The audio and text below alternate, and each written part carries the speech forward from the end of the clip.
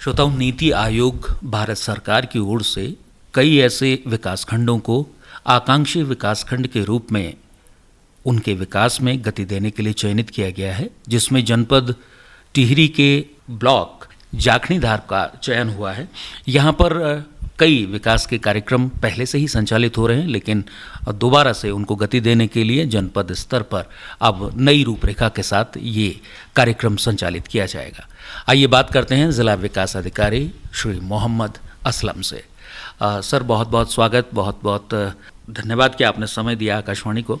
ये आकांक्षी जो कार्यक्रम है, इसकी अवधारणा क्या है? ऐसे जनपद और ऐसे विकासखंड जहाँ पे विकास की जो गति है वो थोड़ी धीमी है, अलबत्ता वहाँ पे योजनाएं चल रही हैं, लेकिन उनकी गति और जगहों से धीमी है। उनका जो अपेक्षित परिणाम मिलना चाहिए था वो और जगहों से कम है। इसलिए उन पे विशेष फोकस करने के लिए नीति आयोग ने बहुत सारी विकासखंडों और जनपदों को चयनित किया है, ताकि वहाँ पे फोकस्ड रूप में उन योजनाओं को जो पहले से वहाँ संचालित की जा रही हैं विशेष गति प्रदान की जा सके। तो इसी परिप्रेक्ष्य में हमारे यहाँ पे एक जाखणीधार ब्लॉक जो दुर्गम हमारा विकासखंड है, उसमें उसका चयन किया गया है। और उसमें नीति आयोग ने कुछ KPIs जो इंडिकेटर्स हैं, जिनमें हमको हर मंथ रिपोर्ट देनी होगी, ताकि उसको फोकस्ड वे में हम उसके पैरामीटर्स को चेक कर सकें। तो वो 39 पैरामीटर्स उन्होंने चुने हैं, जो हेल्थ, ICDS, एजुकेशन, एग्रीकल्चर और एलाइड सर्विसेज बहुत इंपॉर्टेंट है। यहाँ पलायन भी बहुत हो रहा है, तो इन सर्विसेज को भी, इस सेक्टर को भी हम अगर बढ़ा सकें तो पलायन रुक सकता है। बेसिक इंफ्रास्ट्रक्चर जिसमें पेयजल, रास्ते, इन सब का है। और सोशल जो हमारा डेवलपमेंट है, उनका पेंशन है किसी की, ये सारे इंडिकेटर्स इसमें हैं। तो इनको फोकस वे में करने के लिए नीति आयोग ने इसका चयन किया है। एकीकृत विकास की अवधारणा पहले से ही रही है, ग्रामीण विकास के साथ उसको जोड़ा गया है। आज हम नए आकांक्षी विकासखंड के तौर पर इसको किस तरह से संचालित करने की रूपरेखा बननी चाहिए या बनाई जा रही है? इसमें मैं एक चीज़ बताना चाहूँगा आपको। अवधारणा होना अलग चीज़ होती है और उसका क्रियान्वयन होना दोनों अलग बातें हैं। तो अब हम पहले से भी बहुत सारी नीतियाँ इस तरीके की बनती रही हैं, जो अगर धरातल पे उतरे तो वो बहुत फ़ायदेमंद हो सकती थी, लेकिन कहीं ना कहीं हम देखते हैं कि क्रियान्वयन में की कमियों की वजह से उनका अपेक्षित परिणाम उतना नहीं मिल पाता, जितना कि जब वो नीति बनाई जा रही थी तब सोचा गया था। तो यहाँ पे मैं इस विकासखंड जो हमारा जाखणीधार चुना गया है, इसमें हमने काम करना शुरू कर दिया है। जैसे मैं अभी रूरल डेवलपमेंट गतिविधियों की अगर बात करूँ, तो हम उस विकासखंड में अब समन्वित रूप से, जैसे हम जाते हैं तो वहाँ पे इस सेक्टर के सारे लोगों को लेके जाते हैं और वहाँ पे क्या चीज़ की कमी है, मतलब हम किन जगहों पे, हमने चला तो पहले से रहे थे, लेकिन हम किन जगहों पे लैग कर रहे हैं, इन सारी चीज़ों को फोकस रूप में ले रहे हैं। जैसे मैं एक उदाहरण के तौर पे करना चाहूँगा कि जो हमारा एग्रीकल्चर और एलाइड सर्विसेज हैं, जो सेक्टर है, उसके लिए इस बार हमने इस पूरे विकासखंड को जो फलदार पट्टी बनाने का निर्णय लिया है, ताकि वहाँ के लोगों को भविष्य में रोज़गार मिल सके और वहीं पे जो रुक सकें, पलायन ना करना पड़े। तो ये एक उदाहरण था। इसी तरीके से हेल्थ, IC और एजुकेशन, इन सब सेक्टर्स में भी हम इसी फोकस्ड वे में काम करेंगे। समन्वित रूप से काम करना विभिन्न विभागों के साथ, और वो भी बिल्कुल ग्राउंड लेवल पर, गांव-गांव जाकर, जबकि हम देखते हैं कि इतने सारे विभाग, कृषि विभाग है, उद्यान विभाग है, शिक्षा, स्वास्थ्य, ये सब कुछ, इनको समन्वित रूप से करने में क्या कोई चुनौतियां सामने आएंगी? देखिए, सभी विभागों की और सभी स्कीम्स की अपनी लिमिटेशन और अपनी अच्छाइयां हैं। जैसे अगर मैं विभागों की अपनी कठिनाइयों की बात करूं, तो हमारे यहाँ कार्मिकों की कमी हो सकती है, वो कार्मिकों की इच्छा शक्ति हो सकती है। जो कार्मिक वहाँ पे जिन विकासखंडों में की बात करें, जैसे हम जाखणीधार की बात करें, वहाँ पे जो लोग तैनात हैं, उनकी अपनी इच्छा शक्ति, मनोबल और वो उसकी स्थिति क्या है, ये हमारे जो योजनाओं के क्रियान्वयन और उनके अपेक्षित परिणाम पे पूरा प्रभाव डालता है।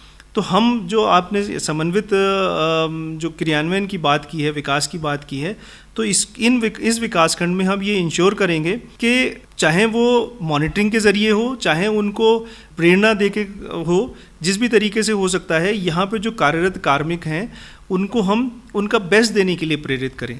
योजनाएं संचालित सभी विकासखंडों में है और सभी विकासखंडों में उनका अपेक्षित परिणाम निकल रहा है। तो इस विकासखंड में पिछड़ापन क्यों है, पहले इस कारण का पता लगाया जाएगा और फिर उन कारणों को दूर करके हम जो नीति आयोग ने हमसे अपेक्षा की है कि इन पैरामीटर्स पे आपको खरे उतरना है, वो कोशिश की जाएगी और इसका जल्दी परिणाम दिखाई देगा। असलम साहब, कहा जाता है कोई भी विकास कार्यक्रम, कोई भी जनकल्याणकारी योजना जनता के लिए, उस पात्र अभ्यर्थी के लिए होनी चाहिए, उस तक पहुंचनी चाहिए। और इसमें 3 पड़ाव आ जाते हैं, सीधा वो लाभार्थी, जनप्रतिनिधि जो कि पंचायत स्तर पर काम कर रहा है, और प्रशासन। क्या लगता है कि कहीं जागरूकता की कमी है, क्रियान्वयन की कमी है कि हम सही लाभार्थी तक नहीं पहुंच पाते या लाभार्थी योजना तक नहीं पहुंच पाता? एक बड़ी वजह जो जागरूकता की है, जागरूकता दोनों स्तरों पे है। मतलब हम जिनके कंधों पे जिम्मेदारी है कि वो उस तक पहुंचाए, हम वहाँ तक नहीं पहुंच पा रहे हैं। और कुछ उसकी अपनी उदासीनता, उसकी उदासीनता इस वजह से भी हो सकती है जब वो ये देखता है कि कोई एक व्यक्ति या एक प्रभावशाली व्यक्ति, कुछ प्रभावशाली व्यक्ति ही योजनाओं का बार बार लाभ उठा रहे हैं और हम पात्र होने के बावजूद भी हमको नहीं मिल रहा है, तो फिर उसका मनोबल टूट जाता है। फिर जब वो कोशिश करना चाहता है वो भी नहीं कर पाता है। तो ये इस स्थिति को तोड़ने की जिम्मेदारी हमारे जो सरकारी कार्मिक, जिनको इसी चीज़ के लिए तनख्वाह मिल रही है, उनकी है कि वो उस वंचित आदमी तक भी जाए जहाँ तक अभी तक वो पहुँच नहीं पाए थे। वो खाली उस आदमी को जो उनसे अप्रोच कर रहा है, जो रोज़मर्रा उनसे मिलता है, उन तक ही सीमित ना रहें। तो ये पूरी कोशिश की जाएगी कि हम अंतिम आदमी तक, जिसको ज़रूरतमंद जो लोग हैं, उन तक पहुँच सकें। ज़िला प्रशासन की ओर से प्रचार प्रसार के लिए और लोगों को अवेयर करने के लिए, जागरूकता अभियान चलाने के लिए किस किस तरह के कार्यक्रम संचालित करते हैं? देखिए, हमारी तरफ से एक सरकार जनता के द्वार अभी कार्यक्रम शुरू किया गया है, जो माननीय हमारे मुख्यमंत्री जी द्वारा उस पर काफ़ी जोर दिया जा रहा है। उसमें हर एक जगह पे, हर एक ग्राम पंचायत में हम अपने अधिकारियों को एक रात रुकने के लिए प्रेरित करते हैं। तो एक बड़ा सशक्त माध्यम है, जो हम वहाँ रुकते हैं तो हमको पता भी चलता है कि यहाँ पे क्या दिक्कत हो सकती है। और जब हम उसका प्रचार प्रसार करते हैं कि वो फला आदमी वहाँ आ रहा है, अधिकारी वहाँ आ रहा है, तो उसके आसपास के 4-6 गाँव के लोग भी वहाँ पे पहुँचने की कोशिश करते हैं कि इससे हम अगर समस्या कह लेंगे तो हमको ज़िला स्तर पे या तहसील ब्लॉक स्तर पे नहीं जाना पड़ेगा। तो इसको हम अखबार में भी निकालते हैं। इसके अलावा सभी योजनाओं का हम प्रचार प्रसार अखबार और आकाशवाणी, जैसे हमारे यहाँ पे एक लोकल कम्युनिटी रेडियो है, उसके माध्यम से भी और भी माध्यमों से करते हैं। विकासखंड और तहसील स्तर पे सभी के बोर्ड्स लगे हुए हैं। इसके अलावा जनप्रतिनिधियों को ब्रोशर के माध्यम से भी वो सूचनाएं दी जाती हैं।